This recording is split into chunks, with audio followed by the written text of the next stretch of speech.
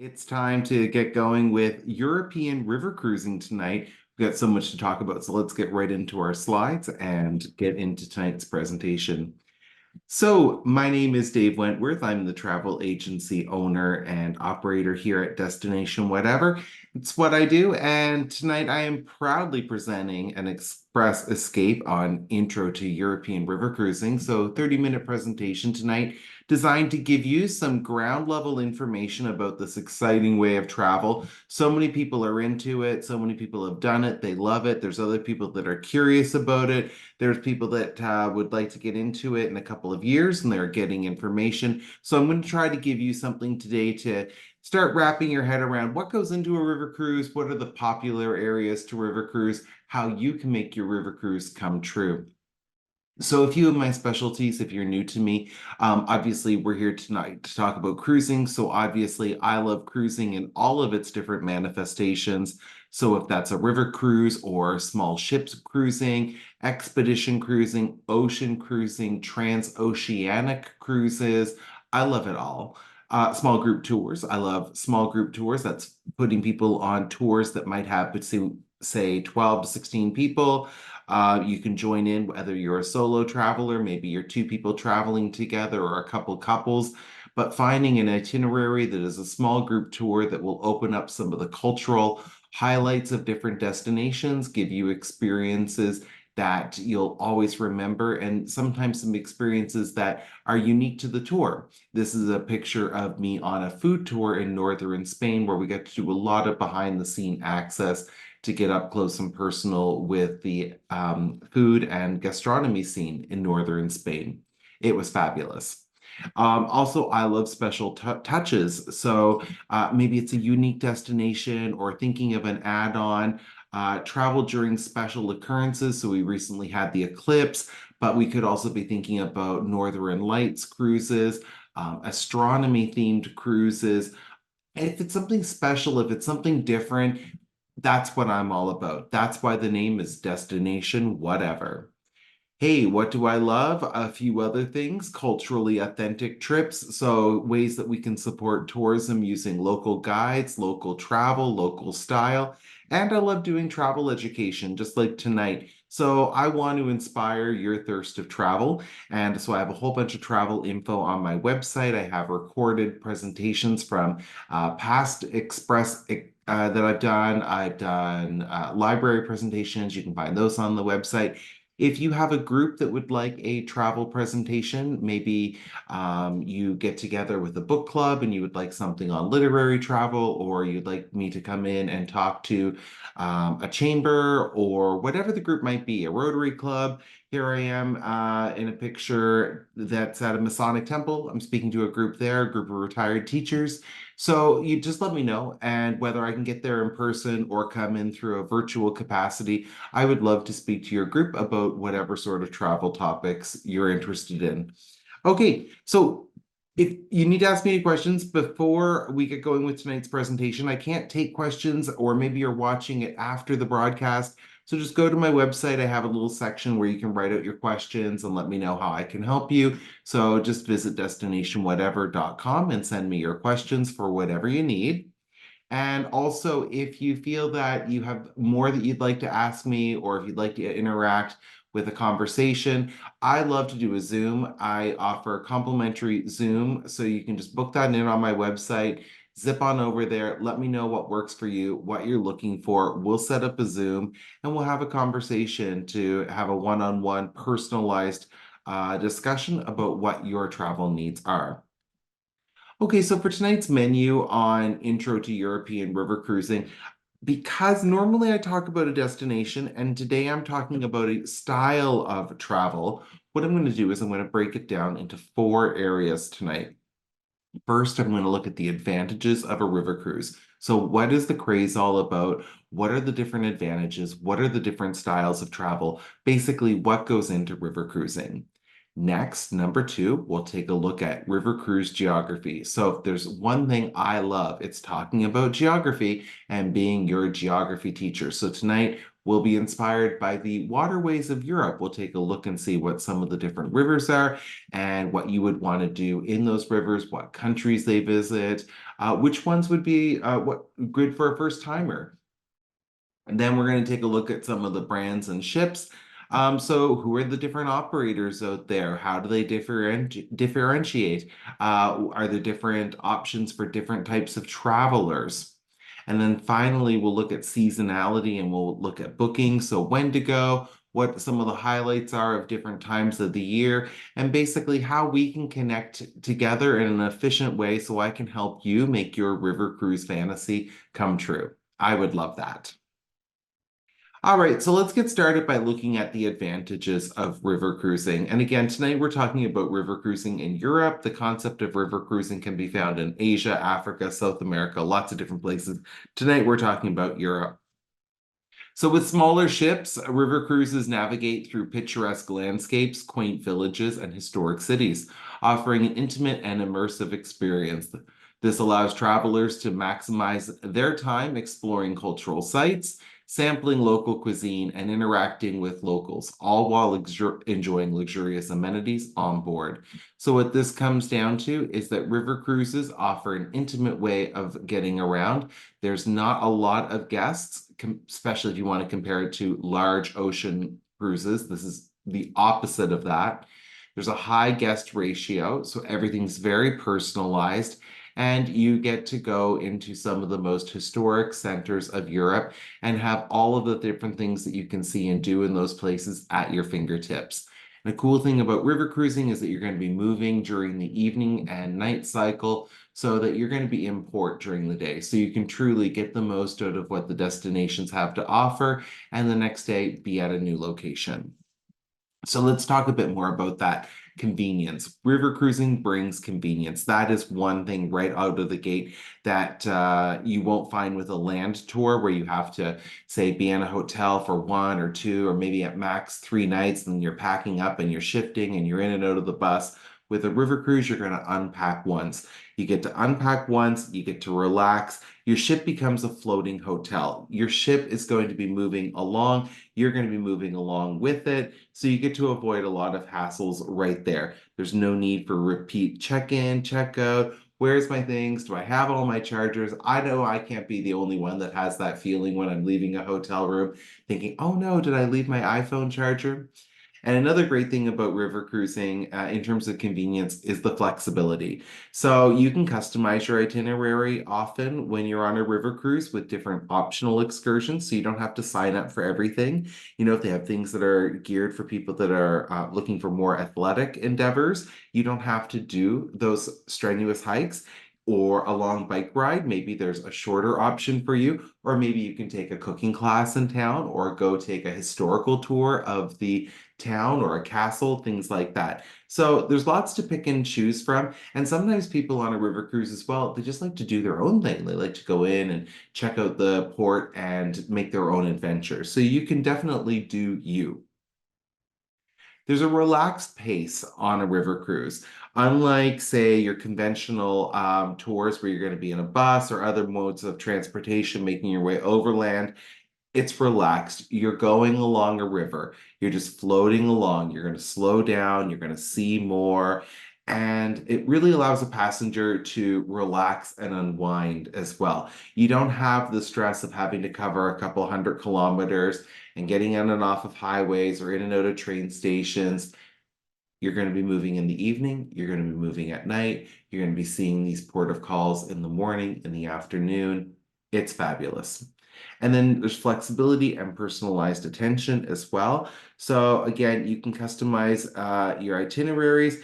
You can speak to the cruise director. They're wonderful. They're going to help you set up your experiences so that you're getting what you want to on a day-to-day. Again, whether it's certain types of activities or if you're looking for directions, you can let them know and they'll give you the information that you need to make the most out of your ports. So with that individualized attention that you get from such a small staff to guest ratio, you really do have these experts on the river cruise to help guide your experience and get the most out of your time in destination. Cultural immersion, obviously, a lot of times when we go to Europe, we want to see some of the cultural highlights. So on a river cruise, we definitely have cultural immersion. So we do deeper immersion into local cultures and traditions because we're traveling in a slower way. We're going into these towns where sometimes the river cruises are going to actually be sourcing ingredients or wines from these small towns. You're going to get to go in and walk around and visit local bakeries and support local museums, local shops, local guides. And then for opportunities, like I was saying, you can go in and do a culinary thing, or you can interact with the locals, or you can do a historical thing. So all the different types that you can interact with Europe's culture. If it's a museum, thinking about the river cruises that go to Amsterdam, for example, all those wonderful art museums in Amsterdam. You can do all of those things from your base, from your river cruise, from your floating hotel. It puts all of Europe's culture at your fingertips. We want to talk a bit more about the historical sites. Rivers were historically the way to get around Europe, and things were shipped by river and people moved by river. And so, if we look at European culture and civilization, a lot of European cities, a lot of European capitals were built on the rivers. So, when you go on a river cruise and you're sailing along in your ship, you're going to be docking in the hearts of these cities. These are cities that have hundreds and hundreds of years of history, and you're traveling in that slower way, the way people got around before the train, before the highway systems, before the airports. And then you can step off and you can explore. And of course, these highways of, well, waterways, I should say, they're going to go through some of the most picturesque landscape on the continent. And I'll talk a little bit more about that when we get to the different rivers and what you can expect to see on the different rivers. But just simply that landscape that we're seeking in Europe, whether it's something alpine or it's something pastoral or it's something with vineyards and castles, we can find all of those landscapes on our river cruises. Also, river cruises tend to have an all-inclusive nature. And I don't want to, of course, think about sun vacation all-inclusive. When I talk about all-inclusive with a river cruise, what I'm speaking about is that many river cruises are nearly all-inclusive. So they're including meals, they're including excursions, they're including activities, onboard entertainment, typically all beverages, including wine or beer with your meals is included. There are differences amongst the brands. Everybody does it a little bit differently, but typically a river cruise is a very inclusive experience. And so oftentimes when people look at river cruising, they do look right to the price tag. And the price tag can be justified when we start to look at what goes into a river cruise. And you really want to understand what it is that you're booking. And that's where working with a travel professional like myself and working to figure out what the right brand is for you is such an important step in the process. But I would also say that river cruises, because of their all-inclusive nature, they're practical. And so if you are looking for a way to simplify and budget and know exactly what you're getting, a river cruise can be a wonderful way to set up a holiday because it is going to take care of things like your accommodations, your dining, amenities, activities. They're on board. There's all these things that are just included that you get to do, like the libraries, the fitness centers. Some of them have hot tubs. With some cruises, of course, the certain spas or things might be above and beyond. But even without getting into the above and beyond, there's a lot of things on offer when you're on your river cruise.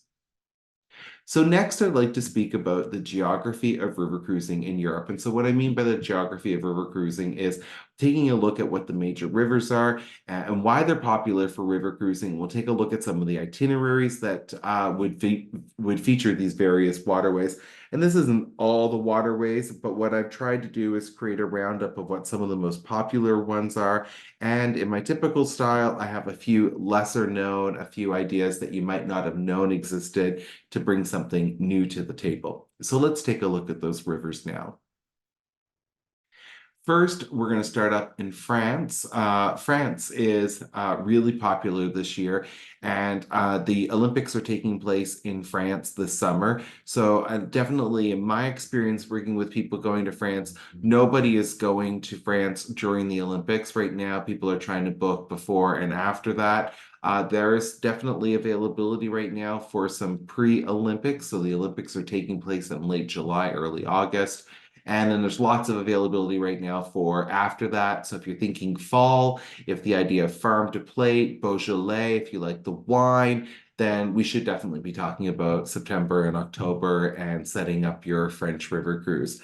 But anyway, on to the back to the rivers, I should say. So the first river I'll start off with today is the Seine. So the Seine is the river that goes through France, France's capital, Paris, and it goes from Paris out towards the English Channel. And so some things that you would see, you would typically on your river cruise, you'd start in Paris and you would typically have a couple of nights in Paris. And so that's great. Maybe you've been to Paris before and you want to check out some favorite spots again or find something new.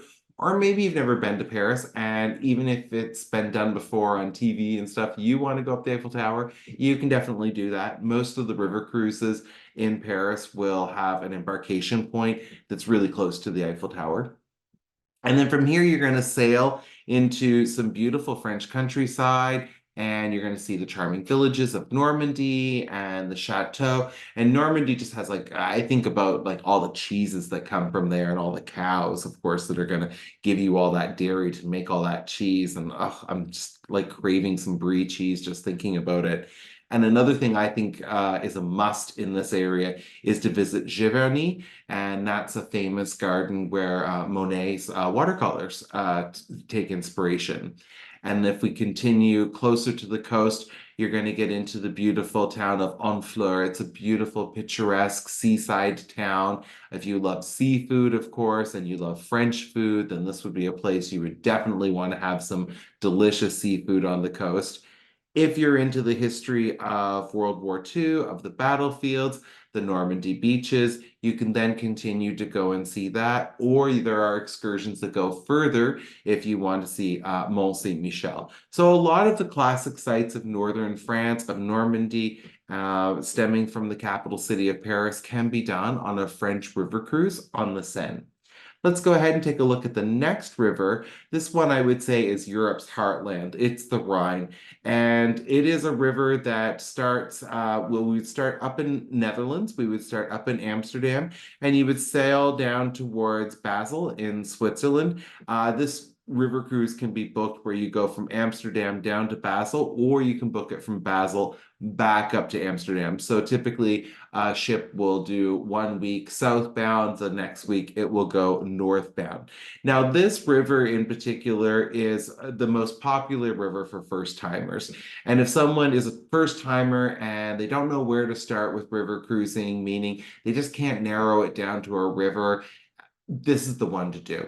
If you've never been to Europe before and you're going to start exploring Europe from the perspective of river cruising, the Rhine would also be a great choice for a first timer to the continent. And the reason why we would point a first timer to the Rhine is because you're going to go through some classic European scenery. You're going to have all the things that people typically seek when they want to go to Europe. You're going to see castles. You're going to see wineries. You're going to have unforgettable landscape. You get to visit several different countries. This is going through the Netherlands, through Germany, through Switzerland. France is right there. So, I mean, four major big time European countries come up. And this is a week. So you're getting a lot jammed into a week. So first timer or just European lover, you can't go wrong with the Rhine.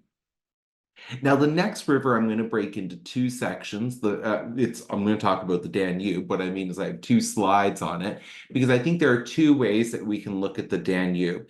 And the reason why you'd want to go on the Danube, and I would also say the Danube's a good one for a first timer. The Danube can actually be combined with the Rhine if you want to go over and do a back-to-back river cruise situation.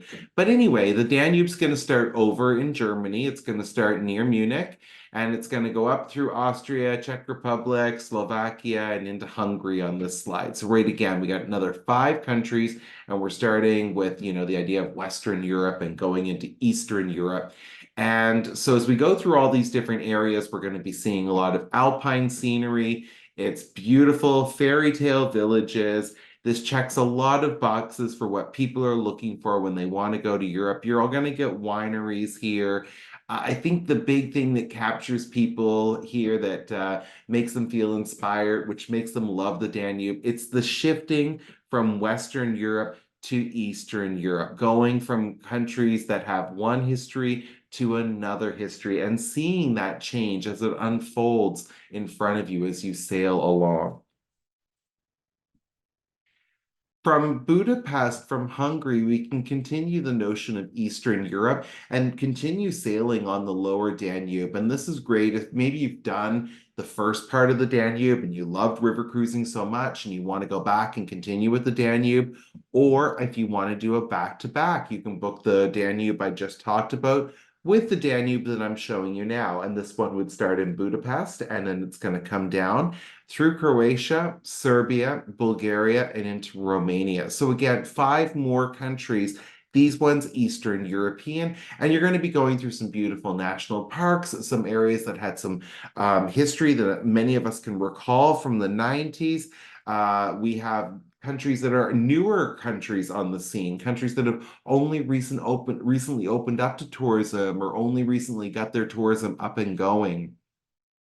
This one ends in Romania and a popular add-on for a lot of people. You can book it with the tour, like with the cruise operator, or you can book it through other means. But it's to take advantage of going to Romania and seeing Transylvania, which you can't see from the river cruise. You have to head up country, up towards Bran and Sigazora and Brasov. But if you want to see Transylvania, maybe that's something that you could consider doing. And especially if you want to go over and do this in the fall, because thinking about fall is a great time for Transylvania. I mean, it's appropriate for Halloween, but also you're going to get the beautiful autumn colors and really nice temperatures. So it's a beautiful way to extend your travel in Europe and get the whole picture by seeing the lower Danube and then maybe considering a Transylvania add-on for more in Romania. Other areas that you can cruise in. So right now we've looked at a lot of Central Europe. We've looked at a lot of Northern Europe, that being parts of Europe north of the Alps. But we can look south of the Alps. We can look into Mediterranean countries for some inspiration in our river cruising. And one country that's just been so hot this year, Canadians love Portugal. I mean, it's really easy to see why. The landscape is great, the food is great, the people's great, like the tourism, the sights, the attractions. It has the whole package. And Portugal also features river cruising. And you can do that up in the town of Porto. And the river you're going to be going on is the Douro. And when I think of Portugal and I think about the wine, I think of Vinho Verde, the green tinted wine. I love that. That's the type of wine that you could get going up through this area. But what's really cool about the river cruising here is the river's a bit unique, the landscape's a bit unique, in that you're going through these deep valleys where the wine, of course, is growing. And so very slender river boats, ships that have been built specifically to navigate this river. So this is a really great 1 week cruise. If you're a Portugal lover and you want to go over to Portugal and do a river cruise, I've got the product here for you. We can talk more about that. But I also think it's a cool one if you want to do, say, a week of touring in Portugal and see some stuff on the land and then relax on a nice river cruise and take your trip to Portugal and get it up to a 2 week trip. This is a great way to do it. Another fun way could be to go over to Portugal and do a long stay situation, get an apartment for, say, 2, 3, 4 weeks down in the Algarve. And then just before you're done in Portugal, get on one of the first bookings of the spring season and do a river cruise. And then right next door in Spain, there is river cruising. A lot of people don't think about Spain and river cruising. They don't think it exists. It's not that there's as many options as you're going to find elsewhere, but it does exist down in southern Spain, down in Andalusia, and it starts in Seville or Sevilla. And you can be sailing on Spain's main river, the Guadalquivir. And the Guadalquivir River is just fabulous because it's going to go through Andalusia. So you're getting all the flamenco dancing, the warm temperatures, the palm trees, the bullfighting rings, the Cadiz. Cadiz is known for the sherry. So there's just so much on the go here. If you're a history lover, especially the Moorish influences in Southern Europe, this is going to be a great geographic area for you. And there's some super sales on this one for the summer. The tour operators that do this, we do book that in USD, but still, based on double occupancy, we have 1 week river cruises in Spain this summer, starting off at 1787. So just some really great prices on that. And again, could be really fun if you were to go over and just do this, or maybe you want to go and do a land-based tour in northern Spain, do something like that food tour that I was talking about, or maybe hike the Camino. And after you've done maybe some Camino hiking, you know you could just do a week's worth of that. Then you can pop down and do this river cruise for another week. Fabulous. Another country that is so popular for tourism, but not a lot of people think about it with river cruising in mind, and that's Italy. And so I just want to simply point out that Italy has a river called the Po, and you could do this river cruise. It starts in Venice and it's going to go up to Mantua, and you're just going to be going through some areas that are particularly known for the food scene. So if you like the food vibe, northern Italy is where you're going to get the delicious Parma hams, the vinegars, just the creamy dishes, the desserts, the tiramisus. Am I making you hungry already? This is a wonderful, wonderful, wonderful cruise. And I love that it starts and ends in Venice. You could maybe combine this if you wanted to do additional touring in Italy. Maybe it would combine really nice if you wanted to do something else on the other side of Venice, like maybe some hiking up in the Dolomite Mountains or the Prosecco Hills, and then treat yourself to a river cruise. And again, we have some fabulous prices for this summer, availability for the summer. So if you still haven't booked something for your summer vacation and you're wondering what to do, perhaps this river cruise to Italy would be a good fit for you. And those summer specials are starting off at $2,093 US per person based on double occupancy. All right, to wind up, we're going to look at the brands and the ships. So we'll take a look at that. There's a lot of different brands here. I've put a few different brands out there. They're all different. And the big thing is about finding the match. That's what I find my biggest role is in the process with guiding a customer to the river cruise. My job is to help find the right match. Now, it's not like there's any of these that are particularly like the party cruise or that are overly loud, but there's just different slight differences, slight vibes. Some of them that maybe are a bit more for an active person, a person that might like a brisk bike ride or a brisk hike, and others that might be a bit more for history lovers or people looking for a more subdued experience. So I won't have the time simply in a 30-minute presentation to even start breaking down a conversation of this magnitude, just simply to put out that I work with all of the brands. They're all excellent. They all do what they do well. It's about finding the right match for you. If you're thinking, what does a river cruise cost? I want to start budgeting for this one. I would say $4,000 to $6,000 Canadian is a good price, exclusive of airfare. Obviously, sometimes we hope for super deals that go lower than that. And for some specialized cruise product, it might go higher than that. And if you're a solo traveler, don't be disparaged, because while often cruising is a spot where, solos would think, oh no, I've got to pay double. You don't have to pay double on some river cruises. I know the river cruises that have specific cabins designed for solo travelers and priced at solo travelers. So you can pay the same price, and some of the cruise lines even go as far as having cruise directors that will help a solo traveler with dinner arrangements, finding people to dine with if you're looking for that. So there's lots of options for solo travelers, and that's one of the things I can specialize in helping you with. Seasons and bookings, before we go tonight, when to go, when to book, let's address some of the major questions. So I think spring and fall are fabulous. If you have the ability to travel in spring and fall, you should get some excellent value on that. And there's some great experiences. So if I think of spring, I think of the tulip fields in Holland, and what a cool way to do some river cruising there. But again, in France, the Beaujolais wine, that's the second time I've mentioned that. Summer is a very popular season.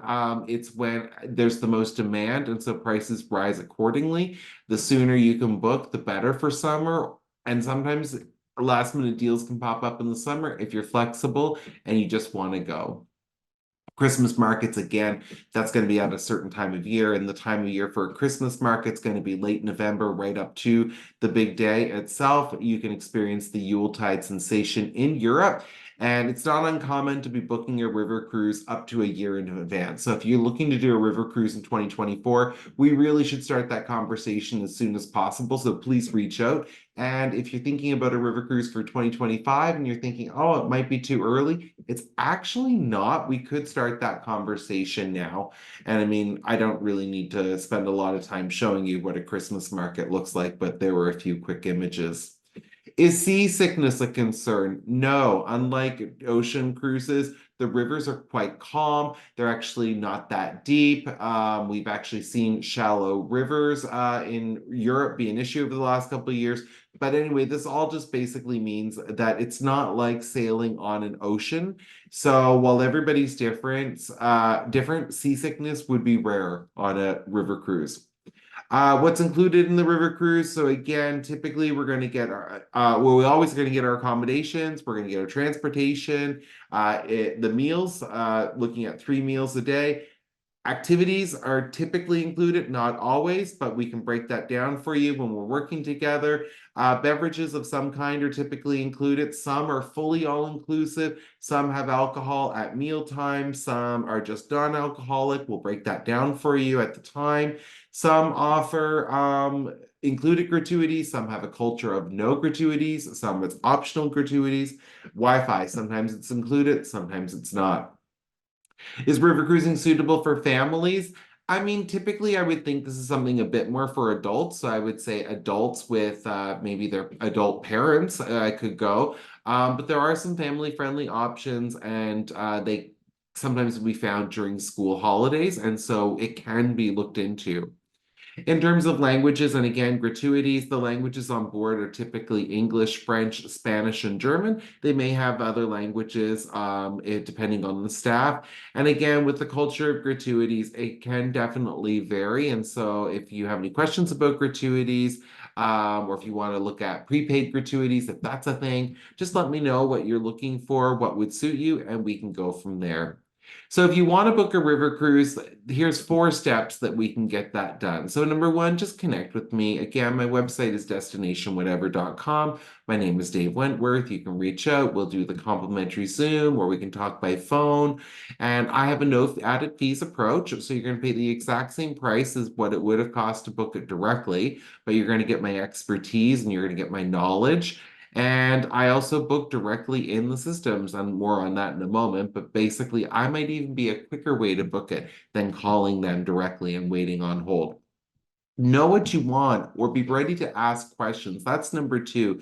So you're looking for a last minute deal or you're looking for a solo cabin. If you can tell me what you're looking for, that allows me to be a lot more helpful. And when I see the right option come up or a certain promotion that might be of interest to you, I can deliver that to you and I can inform you. And if you don't know about something, you can't act on it. So also thinking about what level of service you want. Do you want something where it's going to be fancy dinners, or are you looking for something that's a little bit more down to earth? Are you looking for something that's a bit more uptight, or are you looking for something that's more casual? There's different vibes, and don't be shy to ask the question so we can find the right one for you. And then make your deposit. So often river cruises are able to be booked with a very nominal deposit. It's typically either expressed in a dollar amount or a percentage, and then the final payment would be 2 to 4 months out. It can vary depending on the cruise line, but also depending on the offer. And then last minute trips, those typically need a full payment at the time of booking. And just leave it to yours truly to work my magic. And it's my pleasure if you're booking a river cruise that, again, there's no additional service fees. I'm here to answer your questions. I'm here to help plan your airfare. If you need any pre or post, if you need any train tickets in Europe, I issue the train tickets in Europe. I have that facility. So just let me know how it is that I can help you, and I'll aim to provide you with efficient service, reliable communication, and just help you with whatever sort of travel situation you need. Hey, if you missed tonight's talk or if you want to go back and see past talks, then you can check out my website and go up to the travel info section where I have recorded travel talks. And I'll put this recording on there as well afterwards. So if you want to share it with a friend or go back and hear anything I have to say, it will be available for you on my website at destinationwhatever.com. And I do have some upcoming Zoom travel talks. So every 2 weeks, we'll be continuing with the following destinations. So tonight, again, European river cruising, that's finished. But in 2 weeks, I have a guest speaker coming in, and she'll be talking to us about her trip to Antarctica. This is Hillary from G Adventures. She's traveled down to Antarctica. She'll be here to talk to us about what a trip to Antarctica will be like, and I'll be interviewing her because I'm just dying to know things like what do you eat in Antarctica on the ship and how do you fill up your days in Antarctica. So anyway, she'll be here to talk to us about that trip to Antarctica. And then I will be speaking on June 3rd about what is one of the hottest destinations this year, Greece. I love Greece. Let's start with the food. Let's go on to the history. Let's go on to the landscape. Let's go on to the islands. So many things in Greece. We'll talk about that on June 3rd. Opa. And then the next one, June 17th, I'm going to talk about Thailand. I love Thailand. I've been to Thailand a couple times. I'm going to talk to you about Thailand. I'm going to talk about Bangkok. I'm going to talk about the north. I'm going to talk about the south. We're going to go to all corners in Thailand. And then on July 8th, I've had some requests for a presentation on New Zealand. So we'll be talking about New Zealand and we'll talk about all that that destination has to offer. If ever there's a destination or a travel style that you'd like to hear more about, definitely let me know because I make requests happen, just like that New Zealand topic. So just reach out and let me know what it is that you'd like to hear more about, and I can put a presentation together. Contact me on my website. It's destinationwhatever.com, and you can check out my social media channels. There they are. And again, just think of me, destination whatever, Dave Wentworth for cruising. That's river cruising, ocean cruising, expedition cruising, small group tours, personalized itineraries, adventure travel. And by that, I mean adventure for all. And travel info. I love education and I love inspiration, especially when it comes down to travel. So let's make that happen. All right, everybody. Well, that's it for me, Dave Wentworth, and destinationwhatever.com. As it says behind me on the banner, I'm the #1 travel expert. And I just wanted to thank you so much for hearing what I had to say tonight on the topic of European river cruising, just on an intro level. Again, I'm here for whatever questions you might have, so just reach out for some personalized attention. And otherwise, stay tuned for my next travel presentation and we'll learn about the world together. Thanks so much, everybody. Stay well and have a wonderful night. Bye-bye.